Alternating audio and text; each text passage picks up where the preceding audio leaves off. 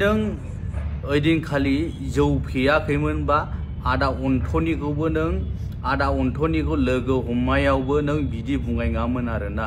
मा हरसे जिम खालामना हामदों मादों बेफोरबादि रावाथ' गाज्रियावसो बुजिखायोब्रा बयबो रावबो मोजांखौ बुजिया नों एन्थनी नार्जारीखौ इउटुबारखौ लोगो हमनानै मा बाथ्रा बुङामोन बिनि भिडिअआबो आंनाव दङ गुन्दी बैथालि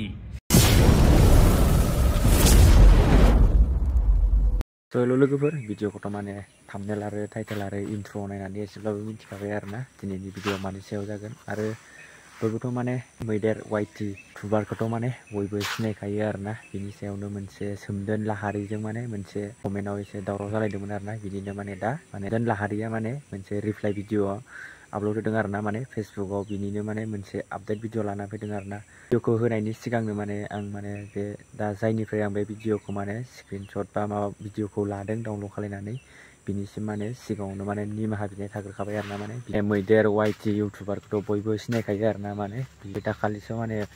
गावनि हौवाजों माने थांदोंमोन आरोना बिनिनो माने मोनसे दावराव जाबाय दङ आरोना माने मा होनो सोमदोन लाहारीजों आरोना लोगोफोर बिनिनो मोनसे आपडेट भिडिअ लाना फैदों भिडिअखौ फारसेनिफ्राय नाय फुल नाय आरो फुल नायबासो मिथिनानै मोनगोन आरोना मा बुंदों जोंहा सोमदोन लाहारी ब्रादारा बेखौनो माने नोंथांमोननिसिम आपडेट होननानै बे भिडिअखौ लाबोनाय जाबाय फुल नाय भिडिअखौ आरो गोदानै फैदोंबा सोरबाफोर जुदि आंनि चेनेलाव लाइक कमेन्ट शेयार आरो साबस्क्राइब खालामनानै होलांदो आरोना आरो गोबाङानो माने मैदेर वाइटिनि इउटुब चेनेलावबो गोबाङानो माने साबस्क्राइबार दङ दा आंनि भिउवार्सफोरा माने बिनिखायनो बुंबाय आरोना सोरबाफोर जुदि माने चेनेलाव गोदानै फैदोंबा लाइक कमेन्ट शेयार आरो साबस्क्राइब खालामदो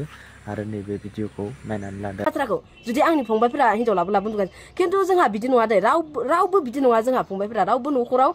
हिनजाव लाबो उन्दुफैया जों बेफोरबायदि खालामो आरे नोंसिनि न'खराव रावबो बिदि लाबोनानै उन्दुफैया माया आरो बे बाथ्राखौलाय नोङो बुंदों आरो नोङो देखायनाबो लादों नोङो 10 दिन उन्दुफैदों बेंगालराव बेखौलाय बयबो नुदों माथो नोङो देखायना लादों नोंनि भिडिअजोंनो रुमनिफ्राय थांनो बानाय मानो बानाय थगायबाबो जेबो खामानि गैया दा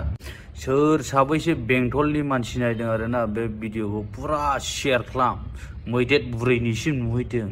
होमबासो बुजिगोन बे साला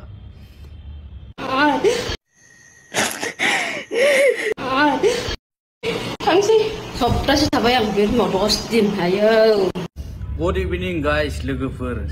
तारमाने मैदेरना आंखौहाय दा इउटुबाव गावगानि इउटुबाव आंनि फट'खौ होनानै थाम्बनेलाव गुन्दा होननो फैदों आरोना बै दिनखालि नों जे भिडिअखौ आपल'ड खालामदोंमोन ना बे समाव नोङो तारमाने जसआव गैयामोन आरोना पुरा फेखानायसो जानो हागौमोन नों फेनानै नों गावनि भिडिअखौनो आपल'ड होफ्लांदों बेखौलाय बयबो नुदों बयबो शेयार खालामदों दा आंनिहाबो नोंनि भिडिअआ गैयालाबो 30K नि प्लास भिउस जाना दं आरोना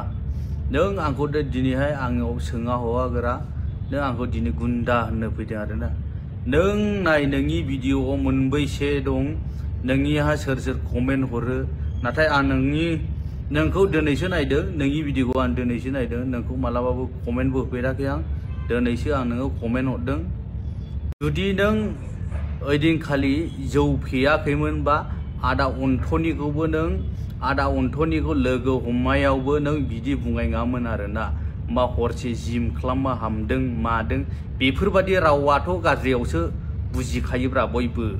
रावबो मोजांखौ बुजिया नों एन्थनी नार्जारीखौ इउटुबारखौ लोगो हमनानै मा बाथ्रा बुङामोन बिनि भिडिअआबो आंनाव दङ नोङो गावनो हगारना लादों नों फेखानायसोमोन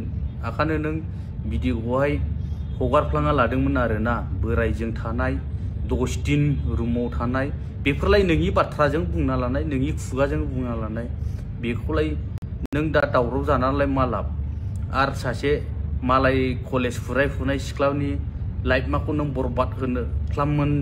सानदों आरोना बेफोरखौ नों गावबा गावनो बुजिनांगौ मालाय बे कमेन्टआलाय बे सासेल' खालामाखै बयबो खालामदों जानो हागौ नाथाय आं बिनि बे सिख्लानि लोगोबो नङा बे सिख्लाखौ आं सिनाया डाइरेक्टखा बे सिख्लाया आंनि भिडिअआवबो कमेन्ट खालामाखै जुदि आंनि भिडिअआव कमेन्ट खालामदोंब्ला नों आंनि फट'खौ थाम्बनेल होनो हागौमोन आरोना गुन्दा होननानै आरे गावबा गावनो सानना नायग्रोनांगौ नों मानसिया जुदि नों मोजांब्ला नों गावगानो पस्ट खालामनानै लानाङामोन आरोना बे भिडिअ भिडिअखौ जेन गावल' बानायनो हायो आरोना जों बानायनो हाया जों एडिटिं रोङा जाहैबाय जोंबो बानायनो हायोब्रा नोंनिखौ फारसेनिफ्राय बरनजोबमोन सोर साबैसे बेंटलनि मानसि नायदों आरोना बे भिडिअखौ पुरा शेयार खालाम मैदेर बुरैनिसिम नुहैथों होमबासो बुजिगोन बे साला जेन गावल' इउटुब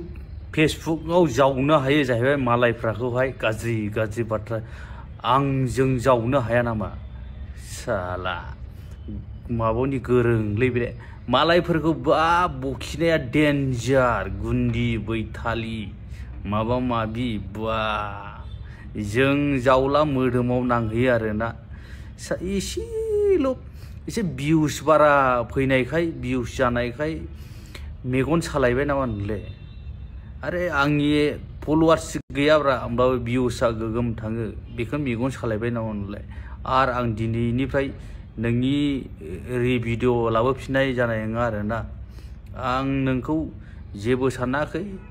नाथाय नोङो बे मालाय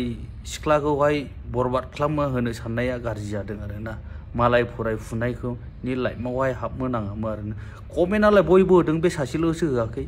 आरो भिडिअआलाय आंल' आपल'ड खालामदों नामा आंनि थाम्बनेल होनो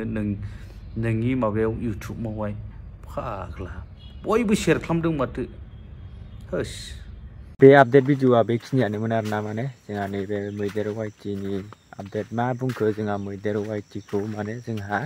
ब्रादार मा होनो बे सोमदोन लाहारिया आरोना लोगोफोर फेसबुकआव गोबाङानो नुबायमोन जानो हागौ नुवाखैबा आंनि इउटुब चेनेलनि गेजेरजों नुबाय आरो दिनैनि आपडेट भिडिअआ बेखिनियानोसै बेफोरबायदिनो गोदान गोदान आपडेट लाबोनो थाखाय आंनि माने मोनहैनो थाखाय नोंथांमोना आंनि मनजय बर' अफिसियेल चेनेलखौ साबस्क्राइब खालामना लादो बेफोरबायदिनो माने आं जेथिया भिडिअ आपल'ड खालामो नोंथांमोननिसिम नटिफिकेसन मोनहैयो आरोना लोगोफोर बिदिब्ला दिनैनि भिडिअआ बेखिनियानोसै नेक्स्ट भिडिअआव थाबैनो लोगो मोनगोन बाय बाय